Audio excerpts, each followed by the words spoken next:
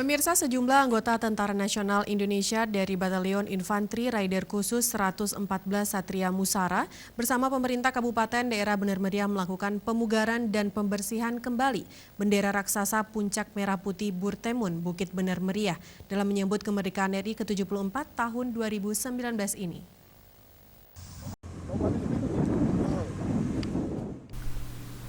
Menyambut kemeriahan ulang tahun Republik Indonesia ke-74 tahun 2019, sejumlah anggota tentara dari Batalion Infanteri Raider Khusus 114 Satria Musara bersama Pemda Bener Meriah melakukan pembersihan dan pengecetan ulang bendera merah putih raksasa permanen di Bukit Merah Putih Burtemun Bukit Bener Meriah.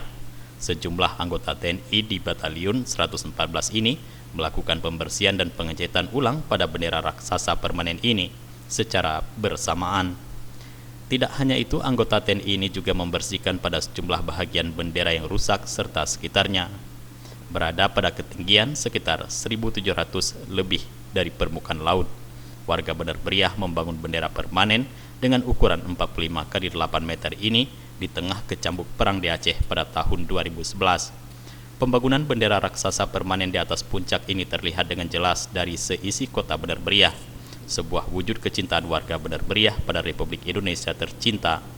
Pemerintah daerah Bener Meriah bersama Batalion 114 Satria Musara melakukan pembersihan ini dalam rangka peringatan Hari Ulang Tahun Republik Indonesia ke-74. Dan lokasi ini akan dijadikan sebagai ikon daerah serta lokasi wisata bagi militer dan masyarakat umum hingga terus menjadi sejarah dan wujud rasa cinta pada tanah air ini. Bupati Bener Meriah Sarkawi menyampaikan bahwa Puncak Merah Putih merupakan warisan dan wujud rasa cinta dari masyarakat pada NKRI di tengah kecambuk perang dengan separatis saat itu. Pemerintah daerah Kabupaten Bener Meriah bekerjasama dengan Batalion Satria Musara 114 Raider Khusus untuk memugar kembali Bukit Merah Putih.